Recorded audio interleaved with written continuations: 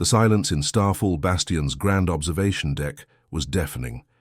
Taewon stood motionless, his slender fingers gripping the railing as he watched another planetary defense system fail. On the massive holographic display, the blue light, representing Orion 7, flickered once, twice, then disappeared entirely. Another world consumed by the void swarm.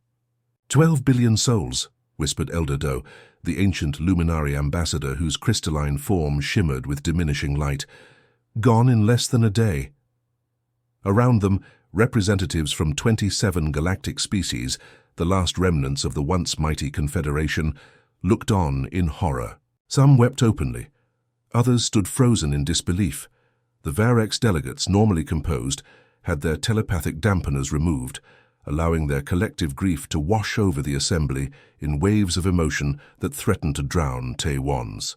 Last threads of hope. That's the 9th system this month, said Taewon, his voice steady despite the trembling in his chest. As the Confederation's chief diplomat, he couldn't afford to show weakness, not when everything was crumbling around them. At this rate, the swarm will reach Starfall within 60 days. Nobody challenged his calculation. The void swarm moved. With terrible purpose and efficiency, a vast collective of biomechanical horrors that consumed everything in their path. Not for resources or territory, but seemingly for the simple joy of destruction. They couldn't be reasoned with. They couldn't be understood. They simply devoured. The great chamber doors slid open as Admiral Hyun entered, his uniform impeccable despite the dark circles under his eyes. The naval commander hadn't slept in days, none of them had. The orbital defense grid on Starfall's outer moon just went dark, he announced without preamble. We've lost contact with the 5th Fleet. I've ordered evacuation protocols for the civilian sectors. To where? Asked Taewon bitterly. There's nowhere left to run. The luminary elder's crystalline form pulsed with faint light. In our 12 million years of existence, we have never encountered anything like these creatures. Our weapons barely slow them. Our shields cannot repel them. Even the ancients' technology is useless against their adaptive biology. Taewon turned away from the display, unable to watch another world die. The Confederation represented the pinnacle of galactic civilization, species that had mastered faster-than-light travel, terraforming, and even limited time manipulation. Yet against the swarm, they were helpless as children. Chief Diplomat, called a young aide, rushing across the observation deck with a datapad clutched to her chest. Something's coming through on the deep space arrays. Another distress call? Taewon asked wearily. No, sir, it's different. The signal's coming from an uncharted region in Spiral Arm 7. Taewon followed her to the communications hub, where technicians huddled around screens, displaying waveform patterns he didn't recognize. The chief technician, a 6-limbed Talari named Sunho, looked up with puzzlement in his compound eyes. These aren't Confederation protocols, Sunho explained, manipulating the holographic controls with 3 hands simultaneously. It's incredibly primitive radio waves, digital compression, technology we abandoned thousands of years ago. Can you decode it? Taewon asked. Already done, Sunho replied, pressing a final control. The hologram shifted to display strange symbols, a language Taewon had never seen, followed by simple mathematical equations, chemical formulas, and finally, crude images. Bipedal creatures. A blue-green planet, scenes of what appeared to be their civilization. They call themselves humans, Sunho said, and based on their signal's age and origin, they've only recently achieved space travel within their own system. A murmur ran through the assembled technicians, a pre-Confederation species, barely out of their planetary cradle, broadcasting into the void as if anyone would hear them. It's irrelevant, said Admiral Hyun dismissively. What could a primitive species possibly offer against the swarm? We need solutions, not distractions. But something in the crude images caught Taewon's attention. These humans, these fragile-looking creatures, were shown doing something peculiar. While most emerging species documented their technological achievements, these humans seemed fixated on conflict. Warriors charging into battle despite terrible odds, tiny vessels standing against massive enemies. Respond to them, Taewon ordered suddenly. The room fell silent. Sir, Sun Ho's antennae twitched in confusion. The signal is decades old. They won't receive a reply for years at minimum. Not if we use a gravity fold to accelerate the message, said Taiwan, ignoring the gasps around him. Using such advanced technology to contact a primitive species violated numerous Confederation protocols. Send our coordinates, basic mathematics, and universal translation matrices. Chief Diplomat, Admiral Hyun protested, these creatures are centuries away from meaningful space travel. They can't help us. Taiwan studied the images again, scenes of humans battling natural disasters, disease, and each other. Their technology was primitive, but there was something in their posture, something in their eyes that resonated with him. The Luminari have unmatched technology, yet they fall. The Varex can link 1,000 minds into one, yet they retreat. The Ancients' weapons could destroy stars, yet they've failed, Taiwan said quietly. Perhaps what we need isn't more of the same. Perhaps we need something the Swarm has never encountered. 3 days later, as the last refugee ships arrived at Starfall Bastion with tales of horror from the outer systems, the Deep Space Array detected something impossible. A crude spacecraft, utilizing makeshift propulsion technology no advanced civilization would consider, somehow folding space in ways that defied conventional physics. The humans had received their message, and against all logic, they were coming to help. Taiwan watched the tiny vessels approach on the monitors, a strange feeling rising in his chest. It wasn't hope. He'd abandoned that long ago, but it was something close, something he hadn't felt since the Void Swarm first appeared.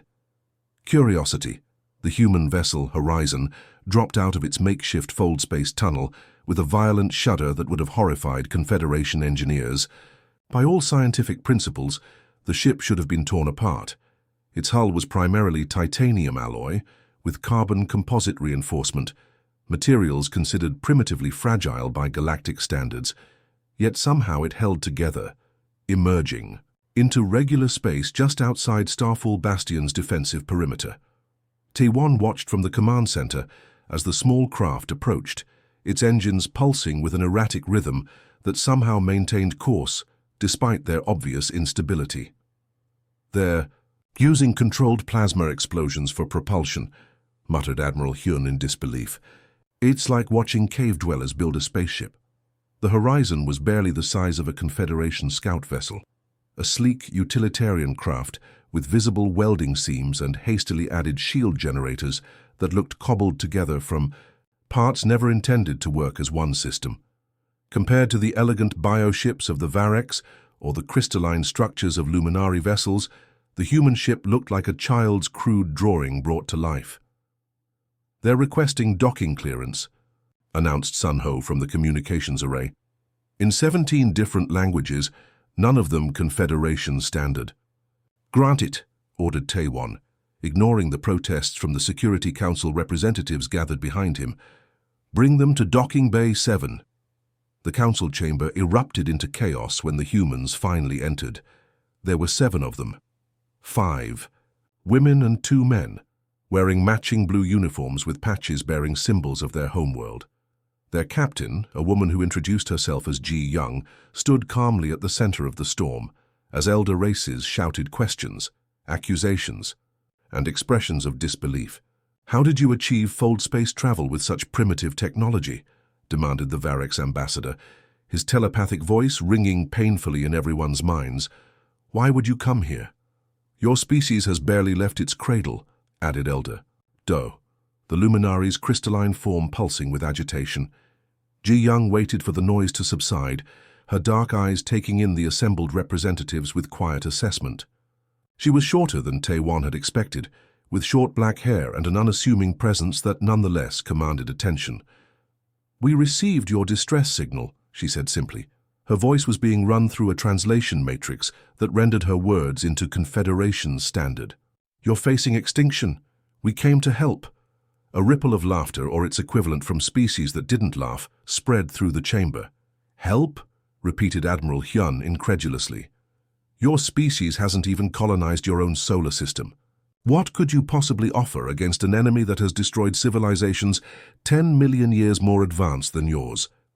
Ji Young nodded to one of her crew, a woman with intense focus who activated a holographic projector. Unlike Confederation technology, the projection flickered and required manual adjustment, but its content silenced the chamber. "These are void swarm attack patterns from your last 6 engagements," Ji Young explained, as geometric overlays highlighted movement tracks around fallen worlds. "We've been analyzing your battle record since we received your transmission." "And?" prompted Taiwan, the only one who hadn't dismissed the humans outright. "And they're not random," answered Ji Young. "They're hunting."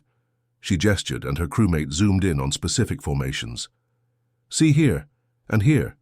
The swarm isn't mindless.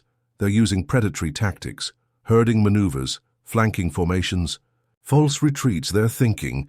The chamber was utterly silent now. "Impossible," whispered Admiral Hyun. "We've run analytic protocols." "Your analytic protocols are looking for advanced strategy," interrupted one of the human crew, a young man with glasses who flinched when all alien eyes turned toward him. "Sorry, what I mean is, you're looking for the wrong patterns. These aren't the movements of a technologically superior force. These are the movements of apex predators." "We know predators," Ji Young continued. "Our planet is full of them. Some of us descended from them. We spent our evolutionary history being hunted before we became hunters ourselves." The ship's tactical officer stepped forward. "Your weapons target the swarm as a unified entity, but our scans suggest they're actually individuals linked through a complex network. Like insects in a hive. Cut off the queens, disrupt their communication." "That's why your defenses are failing," Ji Young explained. "You're trying to stop a flood instead of damming a river." A proximity alarm blared before anyone could respond. Sun Ho rushed to a console, his 6 limbs working frantically. "Void swarm vessels just destroyed our outer sensor network," he reported, mandibles clicking in distress. "First wave will reach the station in less than 3 hours." The chamber descended into panic. Species that had mastered emotions millennia ago now succumbed to primal fear. The ancient Varex delegation literally fled the room, their mental shields collapsing under the weight of terror. "We have a plan," Ji Young said, her voice somehow cutting through the chaos. "But you need to trust us." "Trust you," spat Admiral Hyun. "Your civilization is infants playing with sticks." "Maybe," Ji Young acknowledged with unexpected composure, "but we're infants who understand hunting.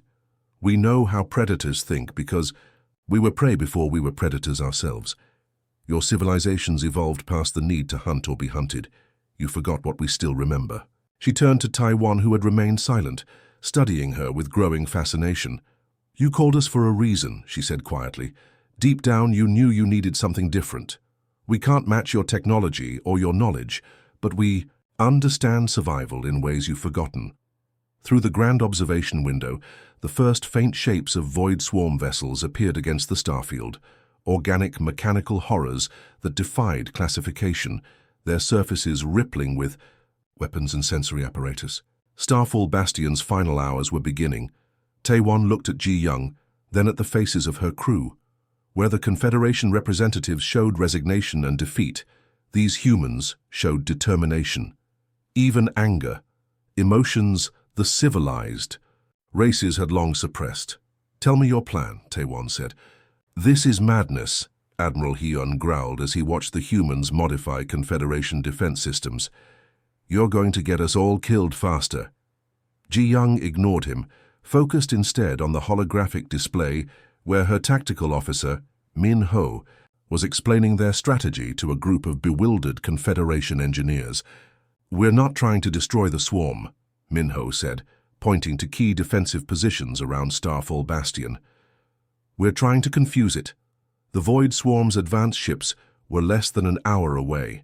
Massive biomechanical horrors that pulsed with unnatural energy, their outer hulls bristling with weapons evolved specifically to counter Confederation defenses. Each one was the size of a small moon, their surfaces constantly shifting and adapting. Predators rely on predictable prey," Ji Young explained to Taiwan as they hurried down a corridor toward the station's power core. "Their hunting patterns work because prey behaves in expected ways. They run, they hide, they group together. We've tried unpredictable maneuvers," Taewon countered, "random defense patterns, chaotic retreat formations. But they were still recognizable as defense." "And retreat," Ji Young cut in. What if you don't defend or retreat at all? What if you attack in ways that make no sense? The power core of Starfall Bastion was a marvel of engineering, a contained singularity that powered the entire station. The human engineers gazed at it with open wonder before getting to work, attaching crude devices to the elegant Confederation technology. "What are they doing?" demanded Elder Doe, his crystalline form vibrating with anxiety. "Creating bait," answered Ji Young. "And changing?" "The rules of engagement." When the first wave of Void Swarm vessels arrived, they encountered something unexpected. Silence. No defensive fire, no shield activation, no desperate evacuation attempts. Starfall Bastion appeared completely defenseless, its external lights dimmed, its weapon systems powered down. From the command center, Taewon watched the massive enemy vessels hesitate, their formations breaking slightly as they approached the apparently abandoned station. "They're confused," whispered Sunho, monitoring the swarm's communication frequencies. "Their attack pattern is shifting." "Now," Ji Young ordered. Throughout the station, human crew members activated their improvised systems. Massive power surges shot through Confederation technology never designed for such crude applications. The station's shields didn't activate. Instead, they pulsed outward in concentrated bursts, creating rippling distortions in space. The swarm vessels nearest the pulses shuddered, their biological components responding to stimuli. Their mechanical parts couldn't process. The confusion spread through their ranks like a virus. "They communicate through electromagnetic signals and biological markers," explained Jun Seo, the human science officer, her eyes never leaving her makeshift console. "We're not trying to hurt them. We're jamming their conversations." Outside, the human vessel Horizon detached from the station and accelerated toward the star at the center of the system. It was a suicidal course, one that would bring them dangerously close to the stellar gravity well. "What are they doing?" gasped Admiral Hyun, watching as the tiny human ship plunged toward certain destruction. The Horizon didn't slow as it approached the star. Instead, it released dozens of small objects, probes fashioned from Confederation sensor equipment married to human ingenuity. These probes dove into carefully calculated orbits around the star, their crude heat shields barely containing the immense temperatures. "Solar gravity lensing," Jun Seo explained with a hint of pride. "We're turning your star into a weapon." The probes reached their positions and activated simultaneously. The star's immense gravitational field focused and amplified their signals, creating a massive pulse of energy that washed over the confused swarm vessels. On the command center displays, the effect was immediate and startling. The largest swarm ships began to turn away from the station, responding to signals only they could perceive. Smaller vessels followed, their formations breaking apart in chaotic patterns. "What did you do?" Taewon asked in amazement. "We told." "For them there's bigger prey elsewhere," Ji Young said with a grim smile. "In a language they understand, the language of hunger. But not all the swarm was fooled." 3 massive vessels continued their approach to the station, their surfaces shifting more rapidly now, adapting to the unexpected tactics. "They've identified the deception," warned Minho. "The alpha predators are still coming." Ji Young nodded, as if she'd expected this. "Then we show them we're not prey at all." She gave a signal, and the humans activated the second phase of their plan. The station's power core surged again, but this time the energy was channeled differently. Instead of broad pulses, precisely targeted bursts struck the approaching swarm vessels. "We analyzed their biological components," Jun Seo explained to the astonished Confederation representatives. "They have sensory organs similar to those found in Earth predators, and they have the same weaknesses. The targeted energy bursts weren't powerful enough to damage the massive ships, but they didn't need to be. They precisely mimicked the neural patterns of larger swarm vessels, the alphas of their peculiar hierarchy. Predators respect strength and fear competition," Ji Young said. "We're telling them this territory is already claimed by something bigger and meaner than they are." The effect was dramatic. The approaching vessels slowed, their surfaces rippling with confusion. One began to retreat immediately. Another held position, as if assessing this new threat. The third, the largest, continued forward, but more cautiously, "Now, it's working," breathed Tae-won. For 12 tense hours, the standoff continued. The human crew worked tirelessly, adjusting their crude systems as the swarm adapted.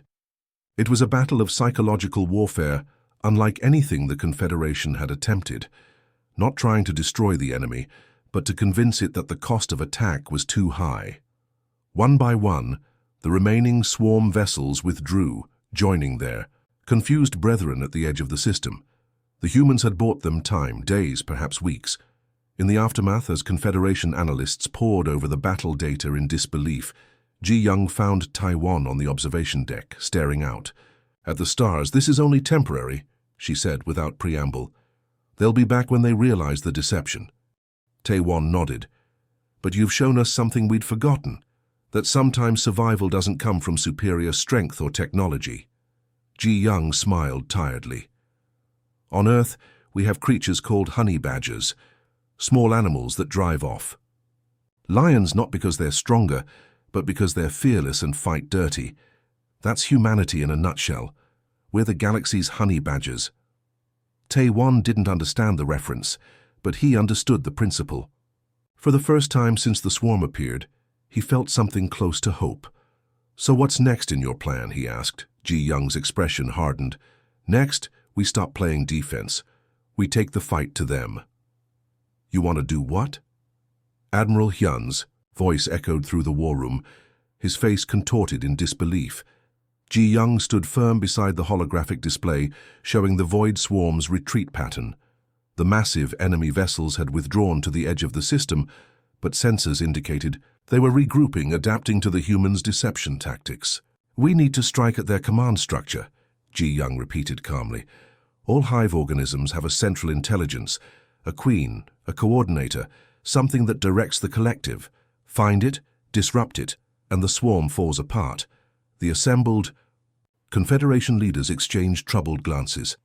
After the initial success of the human tactics, they'd granted Ji-young's crew unprecedented access to their technology and military resources. But this plan seemed beyond reckless. "The swarm doesn't have a central command," Elder Do objected, his crystalline form pulsing with anxiety. "We've scanned every vessel. There's no discernible hierarchy." Min-ho, the human tactical officer, stepped forward. "That's because you're looking for something that resembles your understanding of command. But Earth's hive species, bees, ants, termites, don't work that way. Their queens aren't commanders giving orders, they're biological signal broadcasters." He manipulated the holographic display, highlighting energy patterns emanating from the largest swarm vessel. "See these pulses? They're not communication as you understand it. They're synchronization signals, a heartbeat that keeps the collective moving as one organism." Tae-won studied the display intently. The humans had consistently seen patterns where Confederation analysts saw only chaos. Could they be right again?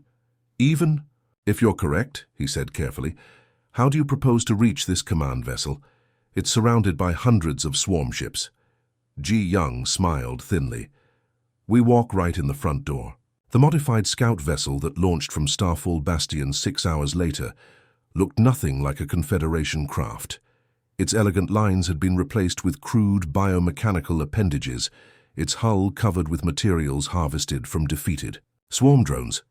It resembled a small swarm vessel, not perfect but convincing enough at a distance. Inside, Ji-young checked her makeshift environmental suit one last time.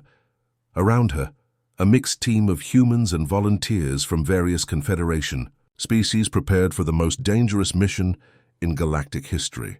"The outer hull is emitting the same electromagnetic signature as their scout vessels," reported Junseo, monitoring the sensor feeds. "As long as we maintain distance from their larger ships, we should register as part of the collective." Admiral Hyun, who had insisted on joining the mission despite Ji-young's objections, looked distinctly uncomfortable in his human-designed tactical gear. "And when we reach the command vessel?" "We apply the oldest military principle in human history," Ji-young replied.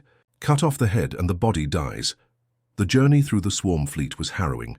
Massive vessels passed within kilometers of their disguised craft, their hulls rippling with weapons and sensing organs.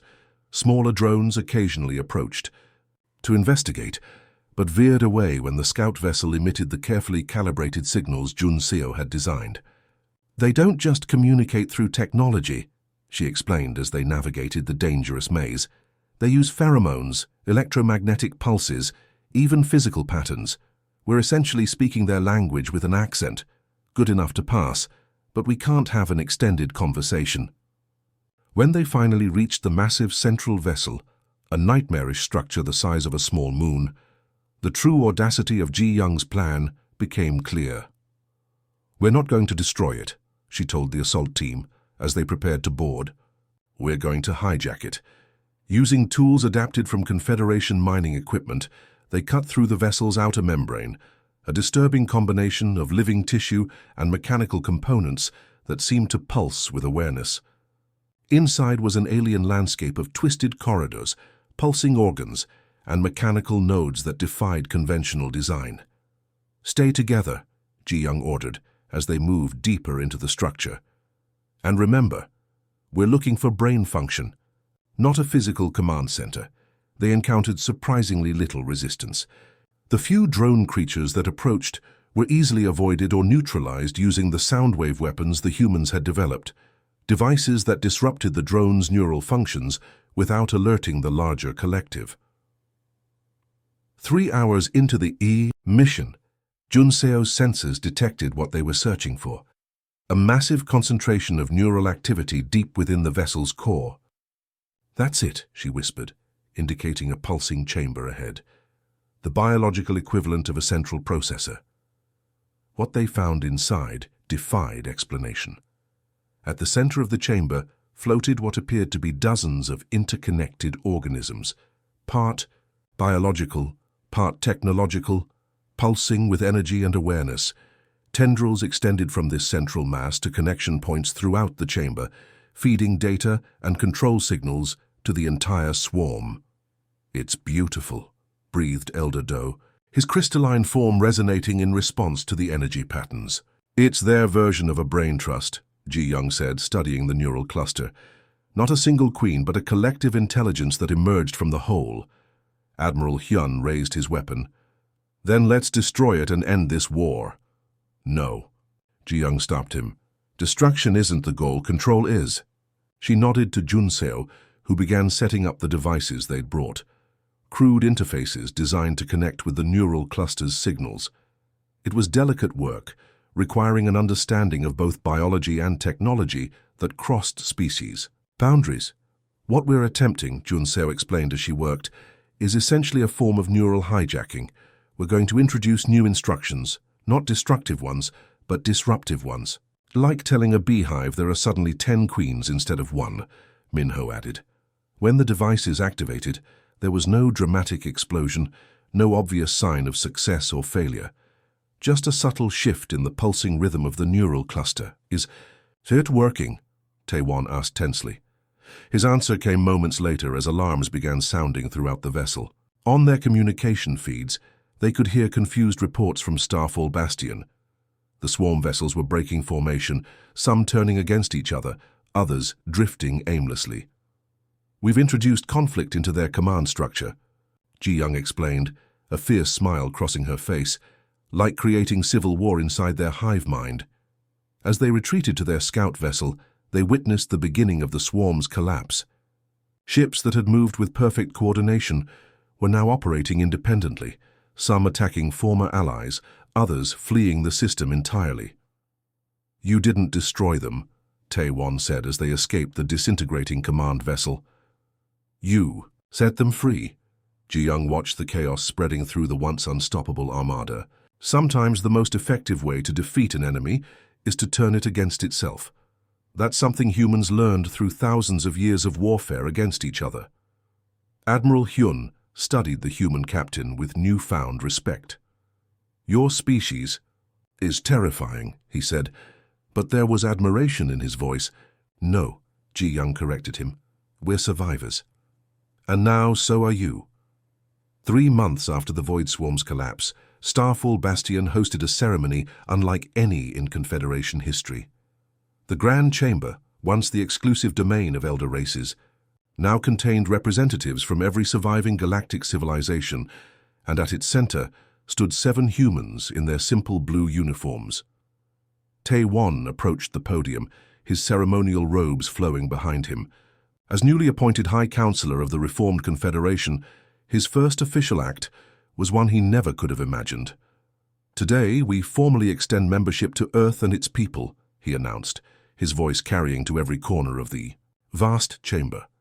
"Not as junior members, not as protégés, but as equals deserving our highest respect." The assembled dignitaries erupted in approval, a cacophony of sounds, telepathic emotions, and light patterns from dozens of different species. It was unprecedented. New civilizations typically spent centuries proving themselves worthy of even basic recognition. Ji-young stepped forward to accept the formal charter, her expression solemn. The past months had aged her. The stress of battle, the heavy responsibility of representing humanity's first contact with galactic civilization. Yet there was a quiet strength in her stance that commanded attention.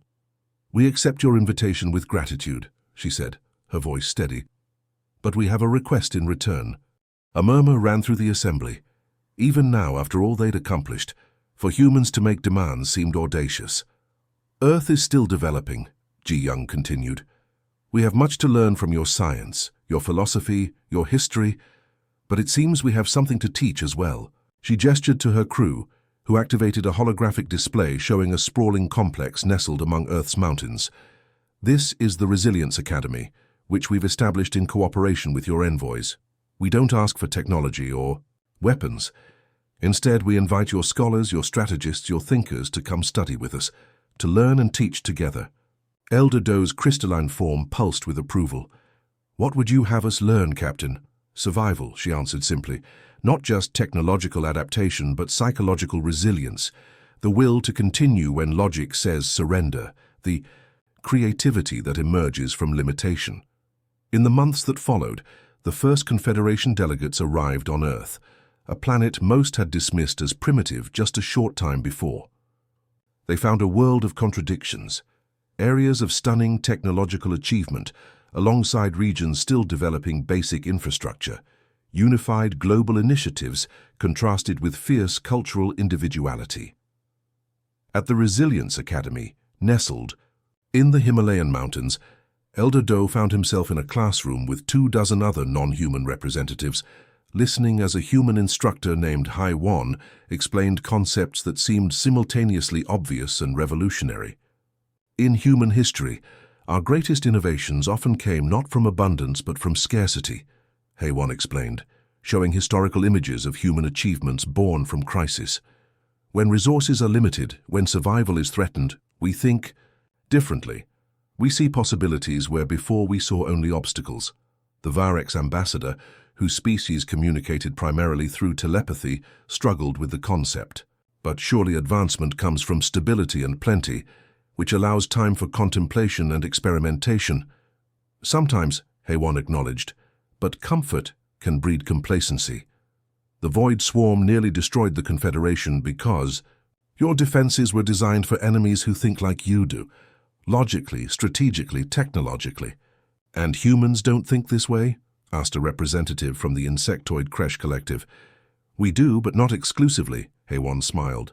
"We also think irrationally, emotionally, instinctively. We have scientific method, but we also have gut, feelings. We have advanced AI, but we also have intuition. Our strength isn't that we're smarter, it's that we're varied." Meanwhile, on the other side of the galaxy, the former Void Swarm was undergoing its own transformation. Without central control, the individual vessels had begun to evolve independently. Some remained aggressive, but others displayed new behaviors, exploration, communication attempts, even primitive forms of artistic expression. At a frontier monitoring station, Tae-won and Ji-young watched footage of a former swarm vessel creating intricate patterns in a gas cloud. "They weren't evil," Ji-young observed, "just locked into a single way of being. When we disrupted their control system, we gave them choice." "Much like what you've done for the Confederation," Tae-won replied thoughtfully. Back on Earth, Admiral Hyun found himself in an unexpected position, student rather than teacher. After millennia of military doctrine based on technological superiority, He was learning guerrilla tactics from human instructors whose ancestors had fought against overwhelming odds. Sometimes the correct response to a superior force isn't to build a bigger weapon, his instructor, an older woman named Songmi, explained. Sometimes it's to change the battlefield entirely. 6 months after the academy opened, long-range sensors detected new anomalies at the galaxy's edge, massive energy signatures unlike anything in Confederation records. Ancient defensive protocols would have called for immediate military buildup, a technological arms race against the unknown threat. Instead, the High Council convened a different sort of response team, scientists and strategists from a dozen worlds, including a significant human contingent. Their approach wasn't just to counter the potential threat, but to understand it, to find creative solutions that might avoid conflict entirely. "We don't know if these new entities are hostile," Ji Young told the assembled team as they prepared their exploratory mission. "But whether they come as friends or enemies, we'll be ready, not just with shields and weapons, but with understanding and alternatives." As their vessel prepared to depart, Taewon stood on the observation deck with Ji Young, watching the diverse crew working together with a harmony that would have seemed impossible a year earlier. "Your species saved us twice," he said quietly. "First from the swarm and then from our own stagnation." Ji Young shook her head. "We didn't save you. We reminded you of something you'd forgotten, that life persists not by being perfect, but by being adaptable, by trying, failing, and trying differently, by never giving up even when all seems lost."